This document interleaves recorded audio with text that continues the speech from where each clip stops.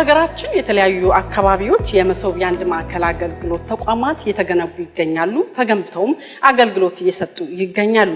የዚህ ዕድል ተጠቃሚ ከሆኑት መካከልም በሰመራ ከተማ የተገነባው የመሶብ የአንድ ማዕከል አገልግሎት ለዜጎች ፈጣንና ቀልጣፋ የሆነ አገልግሎትን እየሰጠ ይገኛል። የመብራት ክፍያ ለመፈጸም ነበር የመጣሁት። በፊት አንድ ቦታ ብቻ ነበር። አሁን እዚህ ያለ ወረፋ አሪፍ ነው። በጣም ጥሩ አገልግሎት እየሰጡን ነው ያሉት። በፊት አንድ ቦታ ብቻ ነበር።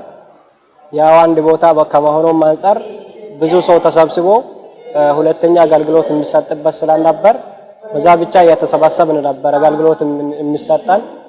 አሁን እዚህ በመሆኑ በጣም አሪፍ ለውጥ አገኝተናል። እዚህ አሪፍ ነው። እንደሚታወቀው አፋር በጣም ፀሐያማ ነች። ከቦታ ቦታ ስትጓዝ ትራንስፖርት ያስፈልጋል። ምን ያስፈልጋል?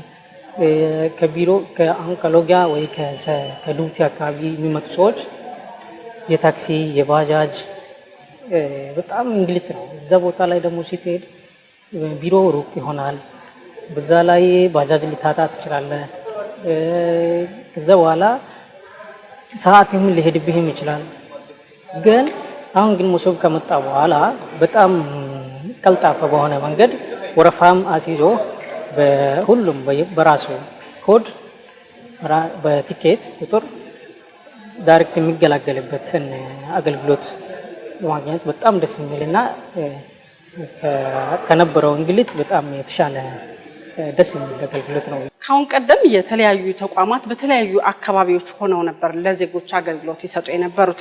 ይህ አሰራር ደግሞ ዜጎችን ላላስፈላጊ ወጪ ጊዜያቸውን ለብክነት ሲዳርጋቸው እንደነበር፣ በተለይ ደግሞ አገልግሎትን በሰዓቱ ማግኘት ስለማይችሉ ዜጎችን ለቅሬታ ሲዳርጋቸው ቆይቷል። አሁን ግን በመሶብ የአንድ ማዕከል አገልግሎት በርካታ ተቋማት በአንድ ጥላ ስር በመሆን ዜጎች የሚፈልጓቸውን አገልግሎቶች እንዲያገኙ አድርጓቸዋል። አፋር ክልል በጣም በየቦታው እየሄዱ ከመንከራተት አንድ ቦታ ላይ አገልግሎቱ ሁሉም ቦታ ተመድቦ አንድ ቦታ ላይ በመገኘቱ በጣም ለአፋር ክልል በጣም ጥቅም እንዳለው ይሰማኛል። ደግሞም ይሄን ስላደረጉልን ከፌደራልም ከእንትንም እናመሰግናለን። በፊት እንደዚሁ አገልግሎት መስጫ ቦታ ስንሄድ አንዳንዴ ይርቅ ነበር። ደግሞ ለአንዳንድ ሰፈር ከሩቅ ቦታ ለሚመጡት ይርቅ ነበር። አሁን እዚህ ዋና ቦታ ላይ ነው ያለው። ቀይ መብራት ላይ ስለሆነ ከሁሉም መቅጣጫ እየመጡ ለመጠቀምም አሪፍ ዕድል ነው።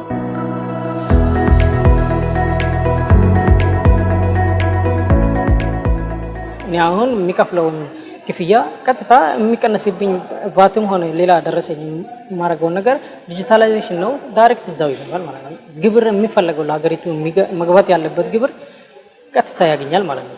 ድሮ ግን በማኑዋል የሆነ ነገሮች ወይ ሊገባ ይችላል፣ ላይገባም ይችላል፣ ላታገኝም ትችላለህ። በመሶብ የአንድ ማዕከል አገልግሎት ውስጥ የሚሰጡ አገልግሎቶች በሙሉ የዲጂታል አሰራርን መሰረት ያደረጉ ናቸው። ይህ ደግሞ ዓለም በቴክኖሎጂ የመጠቀ ባለበት ጊዜ ውስጥ በመሆኑ ኢትዮጵያ ከዓለም ጋር እኩል እንድትራመድም መሰረት የሚጥል ነው። በዲጂታል ኢትዮጵያ ለመገንባት 2030 ተብሎ የተቀመጠ ትልቅ ፖሊሲ አለ።